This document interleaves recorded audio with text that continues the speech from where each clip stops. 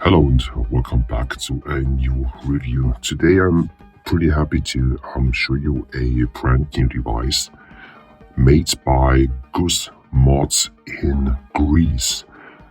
This is really quite interesting because despite the fact that I really do like the GUS atomizers and the complete GUS stuff, this is a very classic company, a little bit. A little bit like Golden Greek or Fleshy Vapor. So a company which was there right from the beginning of the complete vape industry. And today I'm gonna review a device which is quite not typical for a classic company. This little bit of kind of vintage old school company, if you can say this. So this is an RBA, this is a Boro device, this is a kind of a billet bridge. So of course rebuildable, of course, everything quite fine so far, but it reminds me of something.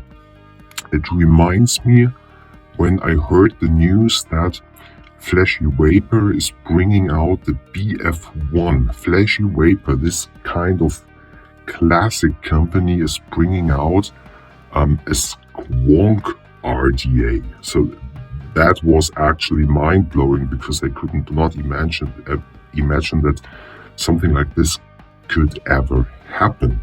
An RDA is for me is a high product, not a standard product, and Fleshy Vapor is doing only one product, one RTA, and never any high products, and then they are bringing out the BF1, which was, yes, quite successful. And now we have GUS mods, which is known for its mechanical mods and RTAs. And kind of style and pure MTL stuff and so on. And now they are bringing out an RBA for a billet box. And for me, this is quite unique and does not really happen very often.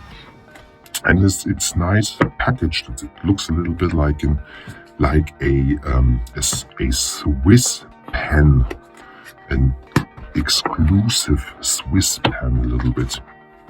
And here everything is inside, and we're going to talk a little bit about technical details.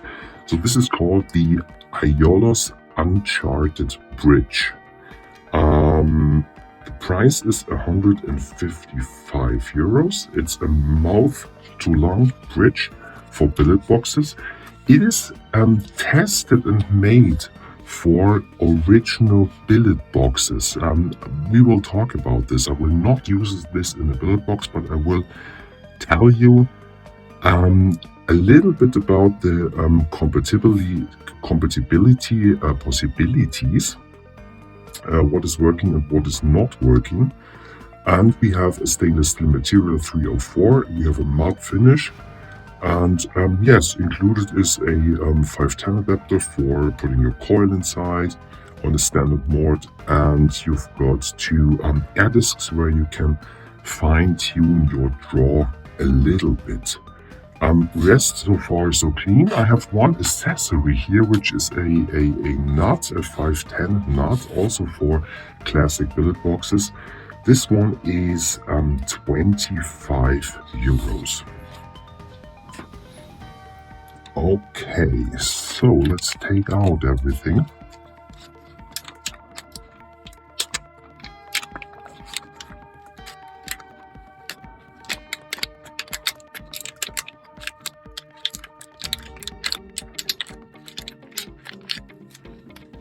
So the nut,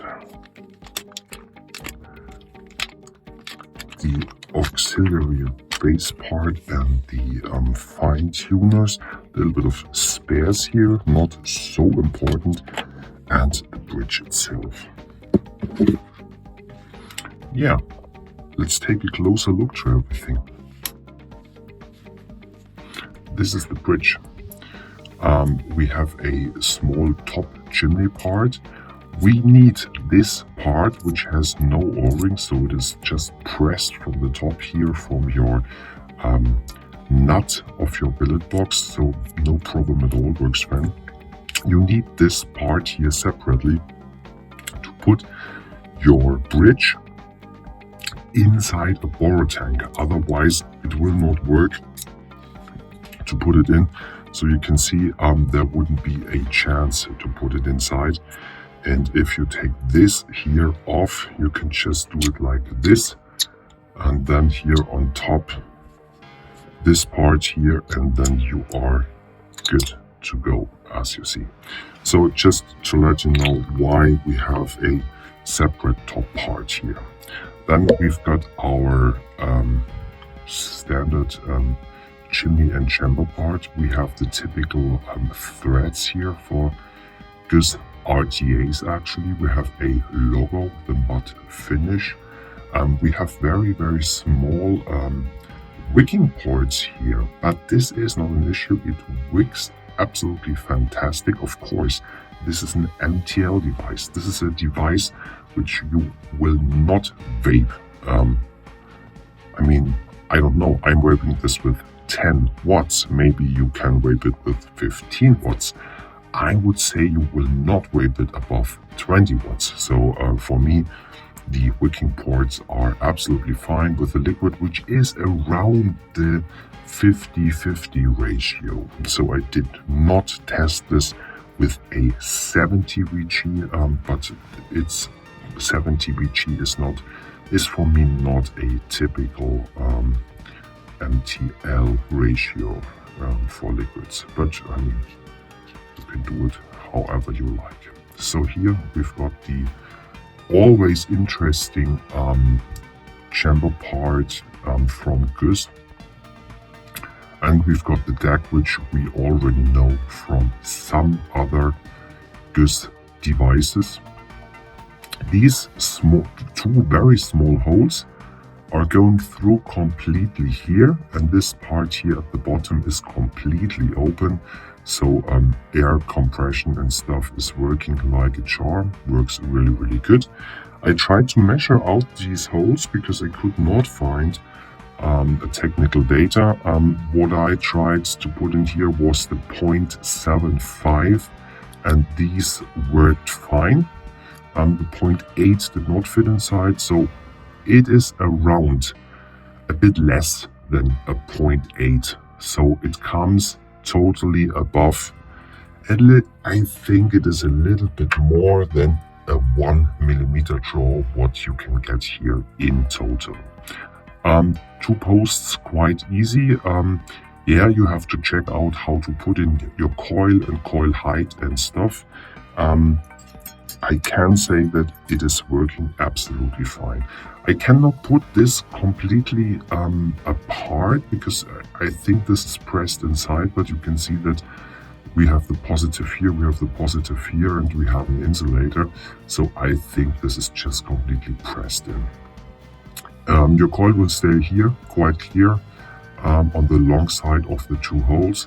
And of course your cotton will go down a little bit like here, and this small area here is your liquid wicking port. So everything quite clear and quite easy.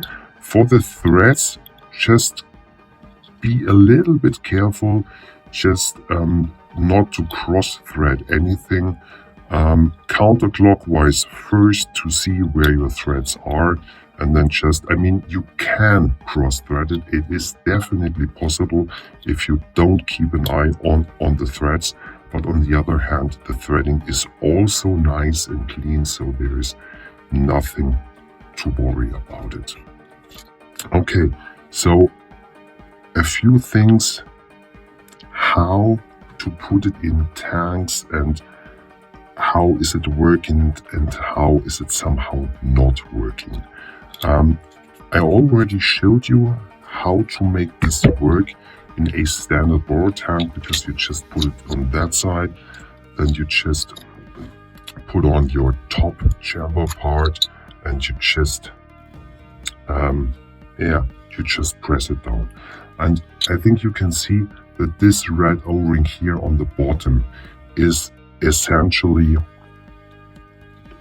holding everything in place and sealing everything.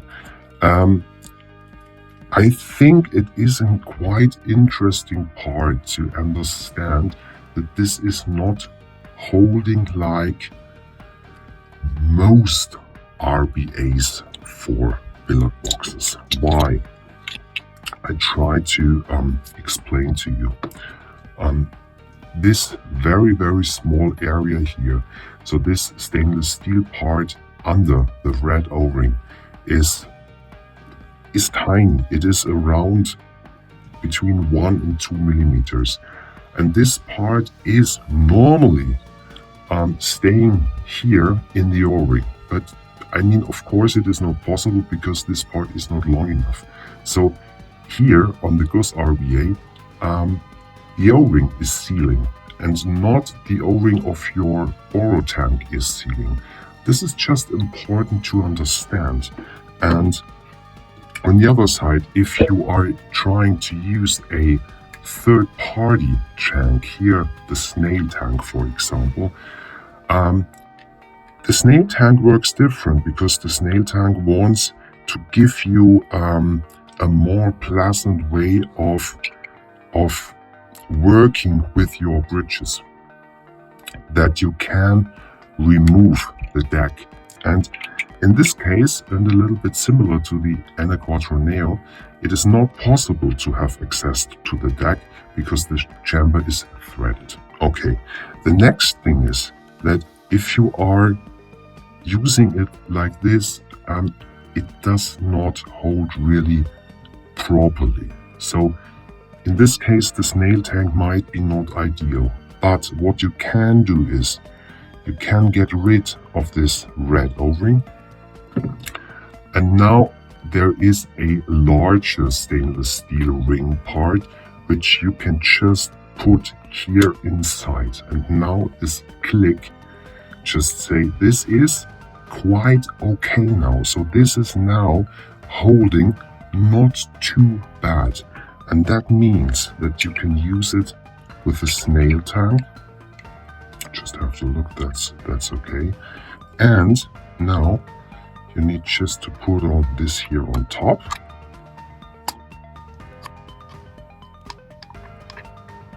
And it's okay, despite the fact that I did not do this very good right now.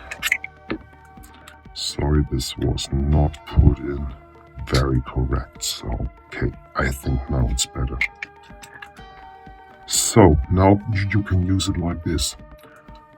Works quite good. Not a problem at all. You can also see that your positive here will definitely stays out a little bit. So this is working. What you now can do is you can pull this out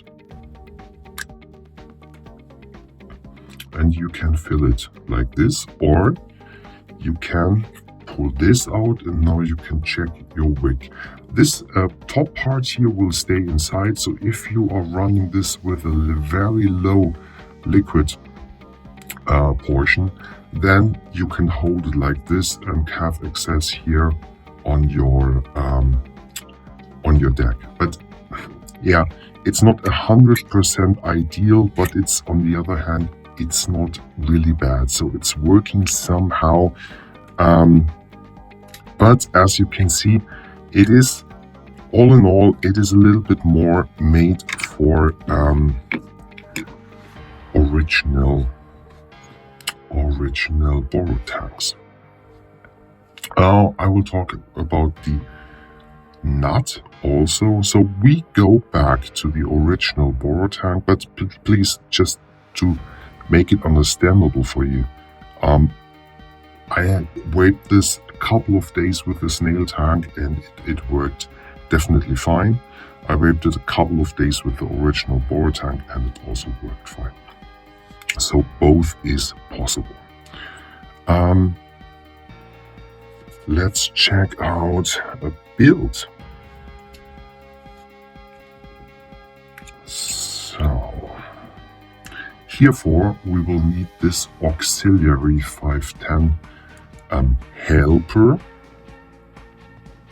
So it's just isolated here inside, of course.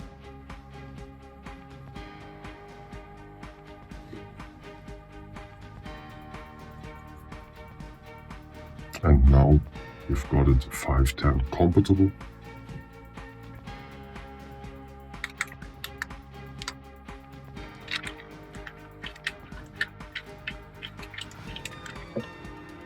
Just need a mod. Here it is. Okay, here we go. Here we go. What do I use here? NI80 29 gauge Supremo ratio, which is really good, and I'm using a coil helper here from made by V-Bar here, Black Star. I'm using a 2mm coil right now, and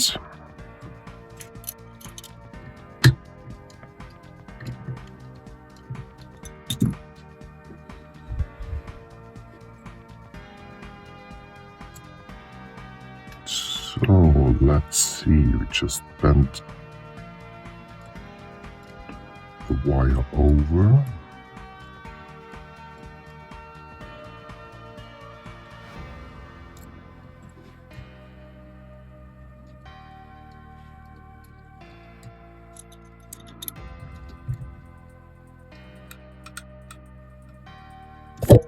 Sorry, this is just right now a little bit complicated with my point of view from the camera. Try to make it a little bit more visible here.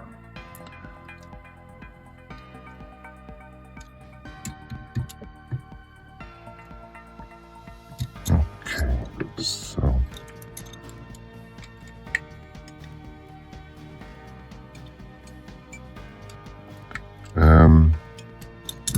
did not show you something important. There are small helpers under the screw heads. Try to show it to you. So there are some small holes under the screw heads which are holding your wire in place, and this works, yeah, pretty well. So cutting with the good tools by Supremo Ratio.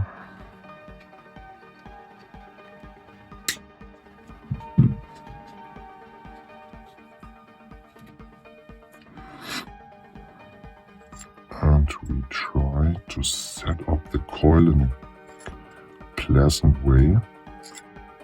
Okay, so this is around my setting. As you can see, it is not very near to the air holes, but it's not impossible. So this will be a quite good balance of throated and flavor. So once again, this is like how I'm doing it. I am sure that there are more possibilities and ways, but for me, this works quite good. So we're gonna use some cotton.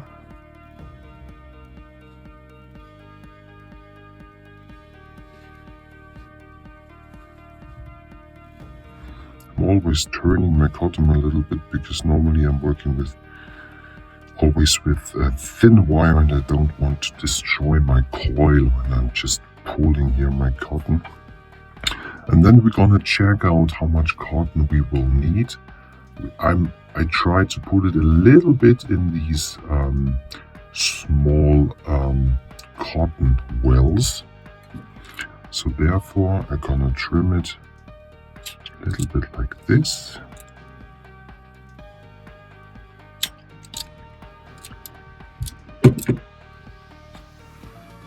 And gonna check this out.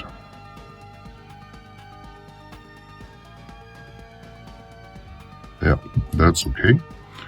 We're gonna use some yeah. Here once again, Roland Mint Club here. Very natural mint style, not too aggressive, but still minty.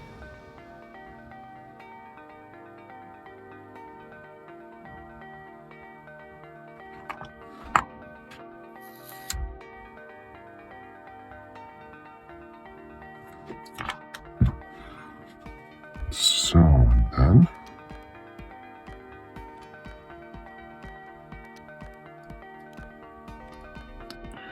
just fill these small pores with your cotton.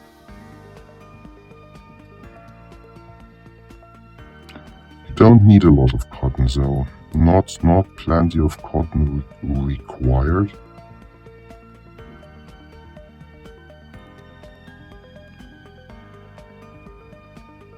And try not to have any cotton inside the thread ports.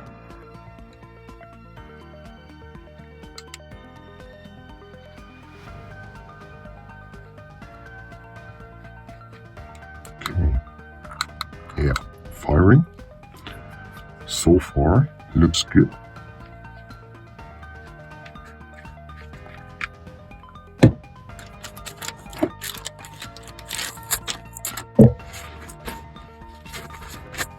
And I mean, of course, you always need tissues when working with billet boxes. That is quite normal. Gonna disassemble the 510 adapter, and I also want to show you the Airdisks, if you're gonna use them or not. We will see. Another thing is that the O-rings of the billet box should be a little bit wet with liquids. That makes life much easier. And then you're gonna just push this in and push this in.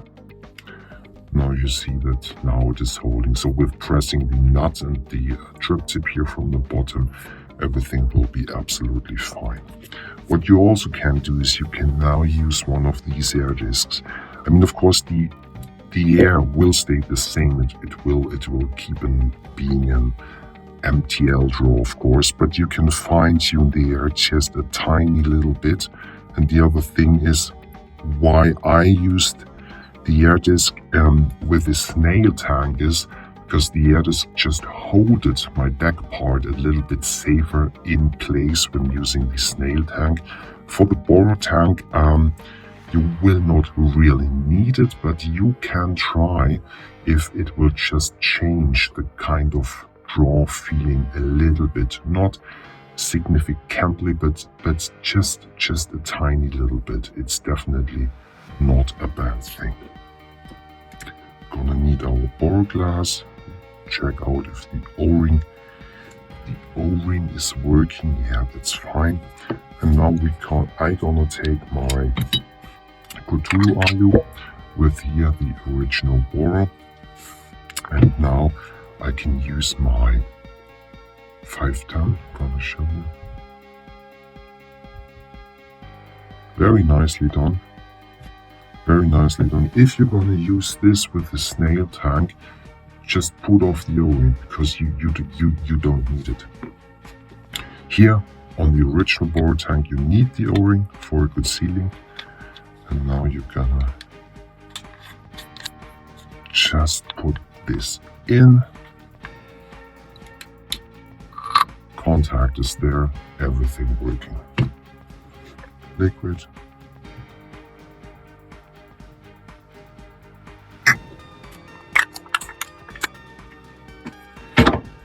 And closing. And a nice strip tip made by V-Bar and maybe.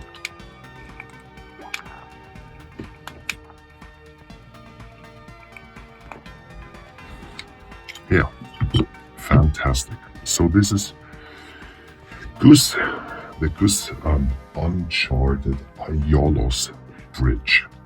Okay, the draw itself, it's a pleasant draw. It's a pleasant MTL draw. It feels like a tight 1.2.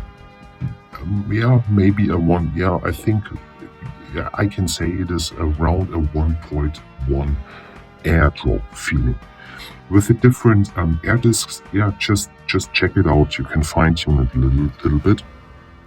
The draw is not super silent. It's normal for a billet box, not very special. The flavor is outstanding. The flavor is GUS. The flavor is 100% GUS, typical for the outstanding GUS flavor. I can't just tell you what I feel since a week. The balance of flavor and throated is, in my opinion, fantastic. I tried it out with 6 milligram nicotine and with 9 milligram, and yes, it is what it is. It is quite perfect. Quite perfect. There is on GUS devices, there is always a little bit kind of a pro and kind of a con. The GUS devices are always not the easiest to handle. So you have to be a little bit enthusiastic and really 100 concentrated on the flavor to make everything work perfectly. So here, this very small stainless steel part on the bottom where the whole device is holding, this is a little bit GUS special, and there is also some kind of GUS specialty on the devices. Working is great. The only thing is I wished that it would work a little bit more easy with third-party tanks, especially with this absolutely amazing possibility of a snail tank to have access on your deck. I mean, that's simply not possible because the chamber is threaded, so it's not possible to have everything. But on the other hand, if you are happy with billet boxes and Boro devices and you have no problem about, I mean, when I have a problem with my cotton right here, right now, I have to clean everything. It's not possible to have a quicker access to the deck.